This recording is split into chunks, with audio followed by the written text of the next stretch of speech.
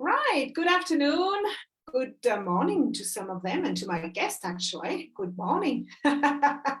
and good evening to some of you. So today, my guest, and I'm sure you're going to recognize him because he's been here before.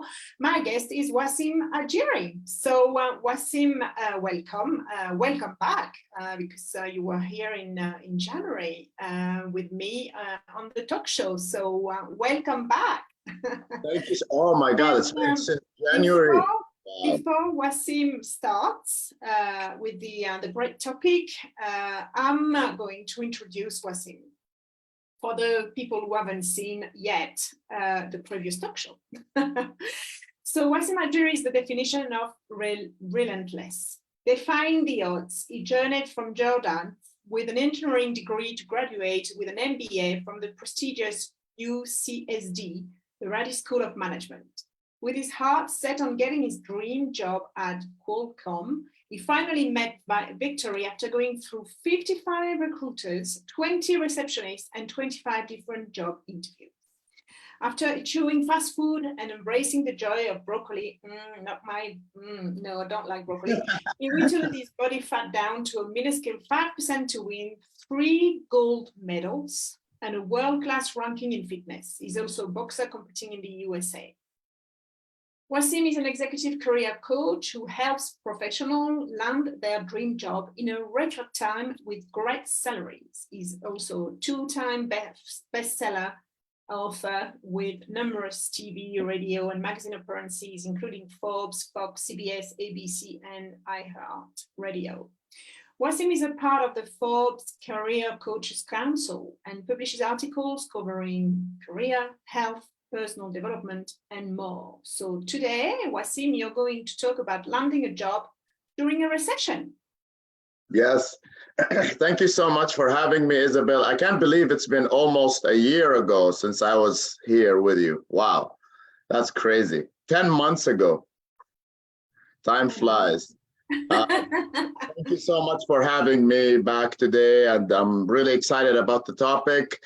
Lots going on right now in the world markets and jobs and this recession, and would like to guide people through instead of going into freaking out mode, what to do now if maybe you already got let go from a job, maybe you are currently looking for a new job, or maybe you already have a job but would like something new to move to something better.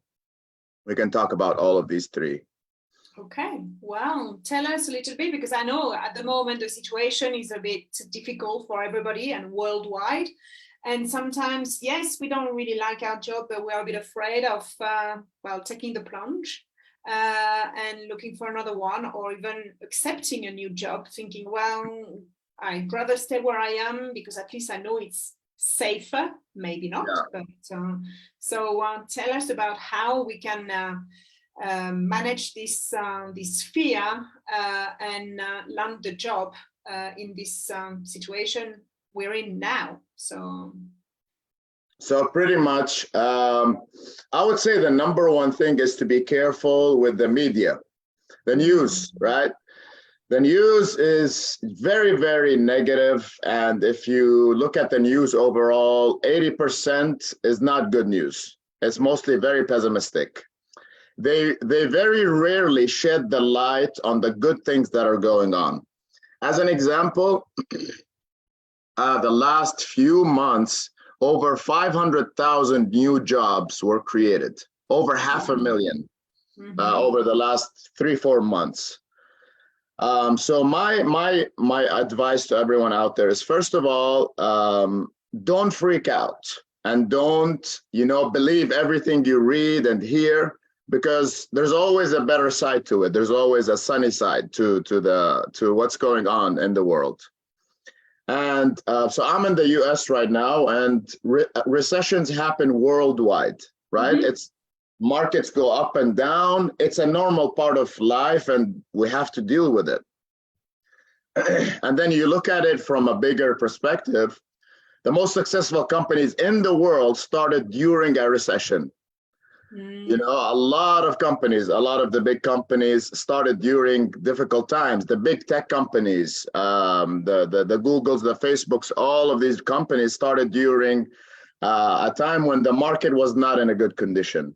So there's something to be learned from that. Okay, so now let's say you are a job seeker. So first of all, you said, I'm in a job right now and I would like to make a move, but I'm scared, right? So let's take that as the first scenario. Number one, the number one thing is first, ask yourself, where would I like to be? What type of company culture would I like to be in? Yeah. So as an example, you, Isabelle, what is a company culture that you feel that you thrive in? Like I like values, like people, the company looking after their staff, training them to improve, looking after their customers as well, having that connection with people. I mean, that for me is very important, and not just like do your job and that's it. Just being like a part of the big picture, and being part of a family, and so we work to the same goal together. Exactly. So you want to be in a culture that takes care of the employees, and you feel that it's one unit, right? Some people like a culture where they don't want that. They're like, some people like to be micromanaged. It's not a bad thing. Like, no, I just want to do my job and get out of here. That's fine too. Everyone has a different preference, right? So that's number one. Now, okay, so let's, using your example, I like a culture that takes care of the employees and I have a voice. Number two, how is where your resume and LinkedIn profile right now? Are they reflecting, you know, the type of companies that you would like to attract? So that's the first thing. That's the first thing you want to ask yourself. So let's say one of the companies you like is Google. Let's use that as a simple example. So nowadays, there's something called the ATS, Applicant Tracking System. It's in simple terms, you know, companies, when they're looking for employees, they use a software. They hiring managers or recruiters, they don't print out the resume and read it. Those days are old school. It's gone. So they use that software. Like they see, as an example, we want a project manager with your background. They find you, Isabelle, through that software. And the software looks for certain keywords on your resume or LinkedIn profile. So that's the first thing you want to work on. So, okay, how do I get these keywords? Very, very, very, very simple. There is a website called jobscan.co. It's free. So for everyone listening, if you go to JobScan, which is JOB and then scan, SCAN.co, right away, you go in, you upload your resume, and you copy and paste the job description that you're interested in. Let's say the Google one. Yeah. It's as simple as that. And then there's a magic button, boom, you click on it, and it gives you all of the data that you need. You're like, okay, Isabelle, you need to work on your summary. You need to work on your previous background in this job. You are missing these certain keywords like project manager, scrum master, agile methodologies, etc. So that scan will give you all of the information you need, and then you can fix your resume, move from the resume to the LinkedIn profile, and you're good to go. Okay. That's the biggest thing. That's helpful. That's very helpful, because sometimes we don't know what the keywords are. Yeah, yeah. And then actually, I just remembered, I skipped one step. The biggest shift also that, or I would say the most thing that people struggle with is mentally. Mentally, like, I don't know what's going out there. I think maybe I don't have enough experience to apply for that job. Maybe they will take the younger candidates that, you know, maybe they can't afford the salary that I need. Everyone has these thoughts. Every single person that I talk to, when I first start working with them, they have so many doubts about, will this company like me? Will my resume reflect, what I'm trying to say? Don't worry about that, because everyone is on the same boat. Mm-hmm. First of all, you want to sit down and talk to yourself. Okay, what are the stories that are in my mind about why I can't land a job or move into this job that I want? We want to get rid of the old stories and then focus on the new ones. You're like, okay, let me look at what makes me unique. What makes me unique? So first of all, I have 15 years of life experience. I have worked on these projects. You want to build yourself up initially to feel better, because when you are talking to potential employers, they need to see that confidence. Of course. It's a competitive market, right? So you, Isabelle, you're applying to this Google position, and there's going to be hundreds of other people. And you want to go full force. When you talk to these recruiters, they want to feel like, I am the best person for this job. So the mental shift, I would say, even before anything, is number one. So we talked about the ATS and the resume. So does that make sense so far? Totally. And where you are talking about those limiting beliefs as well, just get rid of them. Because sometimes we think, oh, we're too old. And in that case, it's, but turn it around. Yeah, but old, but compared to what anyway? And you have experience that a young person will not have. So that's beneficial. That's good. Exactly. So now you're like, okay, so I fixed my resume, I fixed my LinkedIn profile, we're good to go. What do I do next? Mm-hmm. The biggest topic that everyone is scared of, networking, connecting to people. I think the biggest mental challenge in networking is, I don't want to bother people, or I feel uncomfortable asking people for help, or why should I connect to this person that I've never met?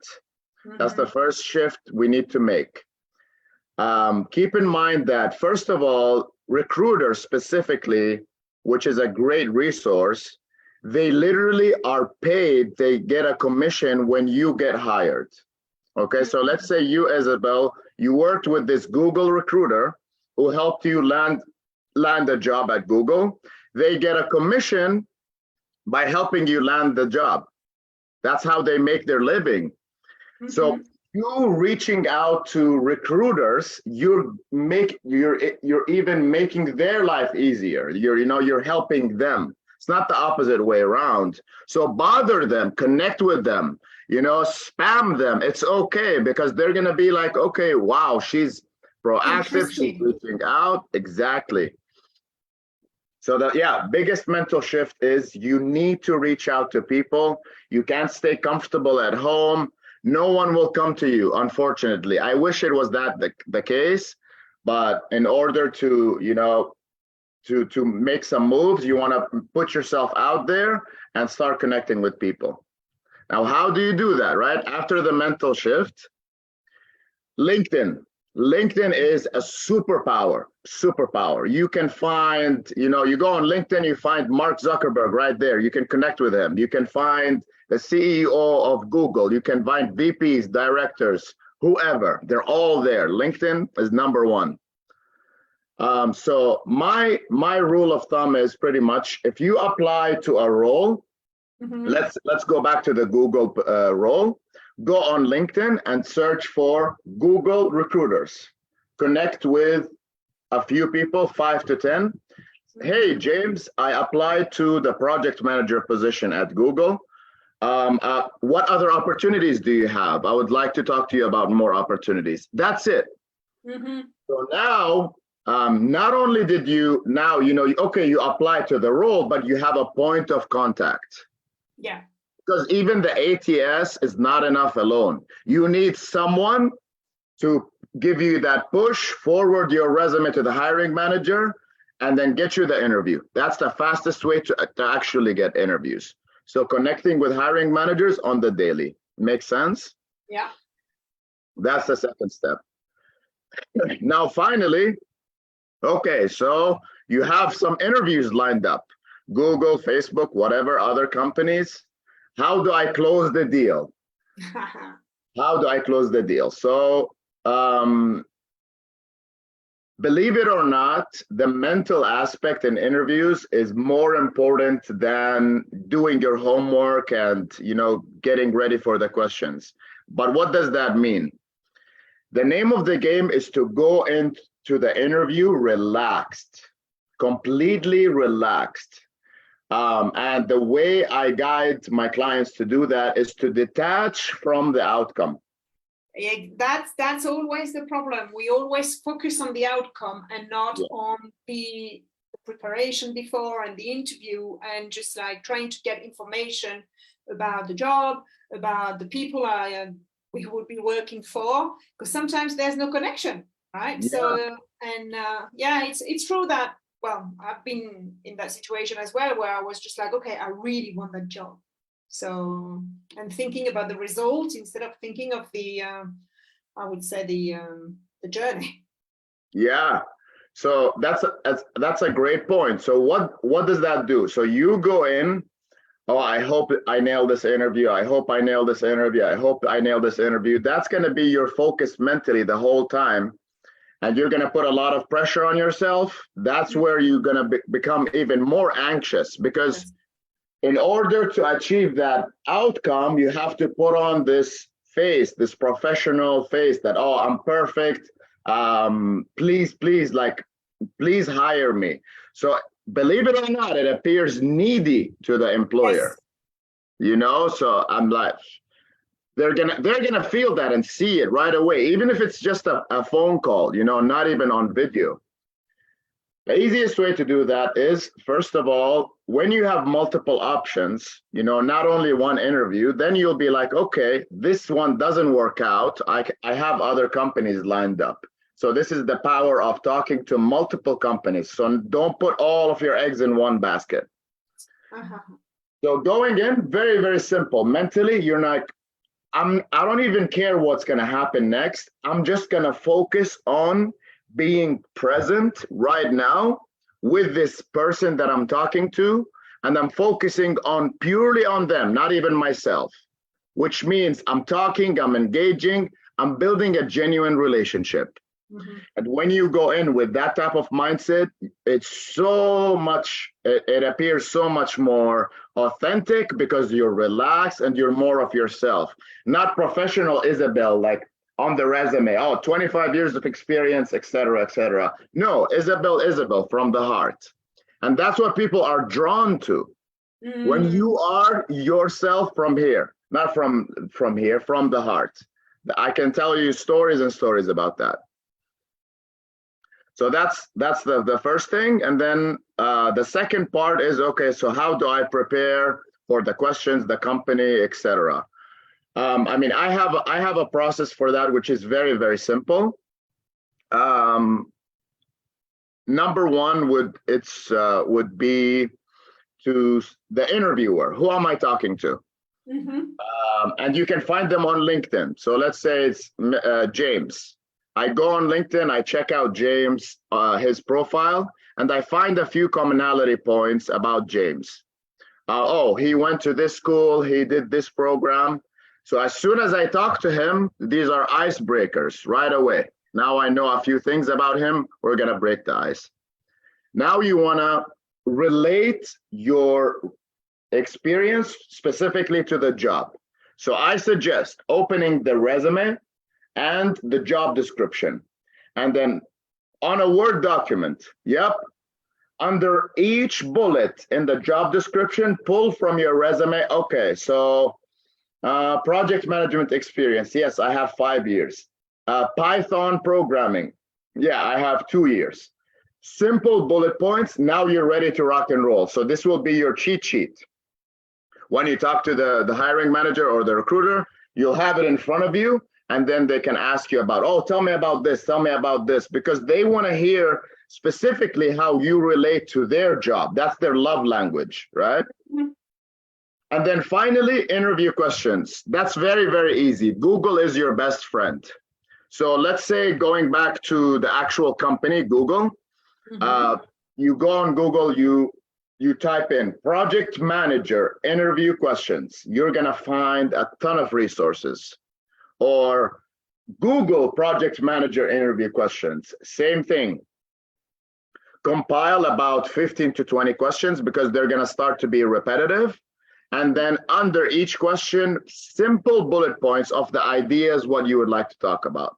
And that's it. That's pretty much the whole A to Z when it comes to interview prep. Yeah, and having some examples as well, how you've managed to sort out such a situation, or your experience and what you've learned out of it, and so working as a team as well.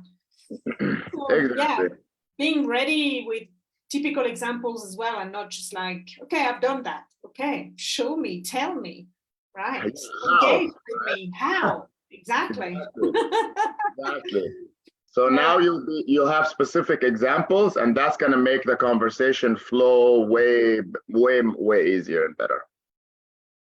So that's what I thought. That's what I work with my clients. I wrote about it in my book, the 3 steps, which is branding, networking, and interview prep.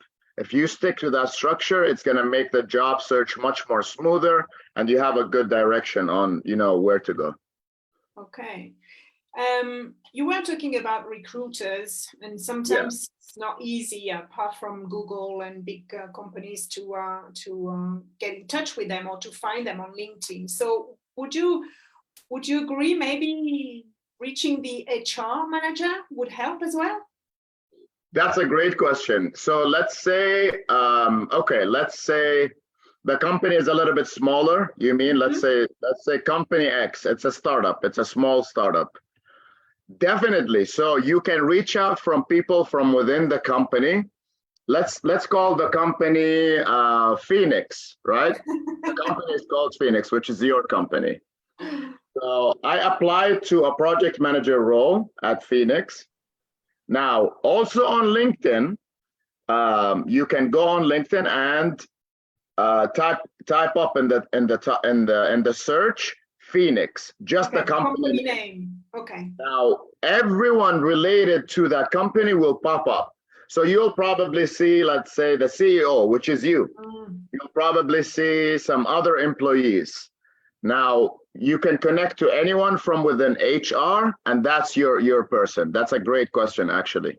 So I found Isabelle, right? Isabelle, she's the HR manager at Phoenix. I'm gonna connect with her, send her an initial note. Hey, Isabelle, I applied to the project manager position at your company. I would like to connect with you to explore what other opportunities you have. Boom. So now you have a point of contact, which is Isabelle for the Phoenix company. Makes sense? Yeah, totally. Yeah. Yeah, because HR, they usually cover with the CEO and with the manager of the sector. They are looking to find somebody for a vacancy. So they usually cover and are linked as well with the other people. That's especially to find a job and to get a better idea of the company and the philosophy of the company. I think the HR is probably the main point of contact when it's not like through recruiters or headhunters. So definitely. So anything else you can tell us, Wasim, or shall we talk about the field? I think that's pretty much it in a simple way. I mean, for everyone listening, I do a lot of articles with Forbes. So I have literally everything I talked about step by step. You can learn everything from there, or my website, which is getyourdreamjob.net. I have a 12-minute video which breaks down all of this step by step. So you can go, there's no opt-ins or anything. Just go to my website and watch that video. It will give you the entire, the whole 3 steps and what we talked about. Okay, well, your website is in the description of that Facebook, so people can connect with you and contact you directly. And I invite you to do so to get some tips from Wasim. And I know you wrote books. You went on radio. shows, and now a film. Come on, tell us. Ah, yeah, the movie. That's actually, yeah, a very fun project that was unexpected, fell into my hand. It's a long story, but I'll tell you a little bit about the movie. So it's mixed martial arts, Bruce Lee type, you know, Bruce Lee. Long story short, one of my good friends, Eric the trainer, Eric Fleischman, thanks to him, that's how I got this role in the movie. So it's pretty much the story of the main character. He has a family. One of his brothers was taken by an evil cult, right? And the name of the movie is Resilient, so which speaks a lot. I love, you know, it's all about that, being resilient. So the main character is dealing with a lot of life challenges. He has PTSD, demons from his past, and he's trying to get his brother back from the cult. And my role is, I was part of the evil cult before, but I broke away from it, and I'm trying to help him get his brother back. And this is pretty much, it's really cool because it's at a time where there's no ammunition, there's no guns, there's nothing. So people fight for resources using their fists. Okay. It's pretty much like an action movie, a lot of fight scenes. And then my background in boxing, so I'm gonna be the boxer guy in the movie, fighting the bad guys, which is really, really fun. And that's the whole movie. It's gonna be out next year, probably summer or fall. And now we're in the early stages of, I'm taking acting classes, which is so much fun. I'm working with this phenomenal lady. Her name is Amanda Reed. She's in the Jeffrey Dahmer show. She's in a lot of big movies. She knows like a lot of big, like all of these Hollywood people, but she's so kind. And that's where I'm at. Yeah, this is where it's heading to. Wow, so that's the next step to the movie now. I mean, in a film. So, and yeah, when you are talking about resilience as well, is that gives, the relationship with the topic we been talking about, being resilient and bouncing back, and even if there is rejection, carry on. Don't let go. Yeah. And yeah, I mean, I know who you're like, so I know that you are a very resilient person, and as well, Thank you.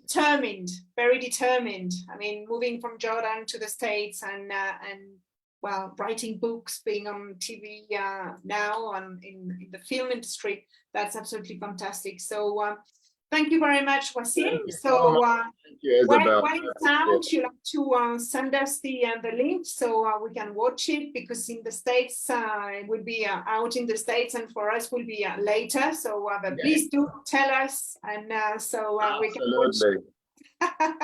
Thank you so much for all of your kind words and support. And then look at you, you know, also you're the definition of resilient, everything you're doing. Again, you know, this platform, giving a voice to people to share their stories through your coaching, you know, you're also changing lives. So thank you for everything that you do. And I appreciate you. And I know the world appreciates you. We need more Isabelles in the world. It'll be a much better place. Thank you ever so much. Thank you very much, Wasim. Thank you, and thank you for having me again. I really appreciate it. It's great to be here. You know, we always have a good time. So Joe, you can give us some more advice, and that will be fantastic for the audience and for me as well, because I always get inspired by you. So thank you so much. Absolutely. Thank you. So my next guest, next week, will be Siobhan Marie Doherty, and she's going to talk about embracing our creative self. So don't miss it next week. And obviously, if you've missed the previous talk shows, you know that you can find them on my YouTube channel, Phoenix Coaching and Training. Click on the little bell so you get the notifications, and you will follow us and see the different self-development videos. So thank you again, Wasim. Come back anytime. And audience, I'll see you next week. Bye-bye.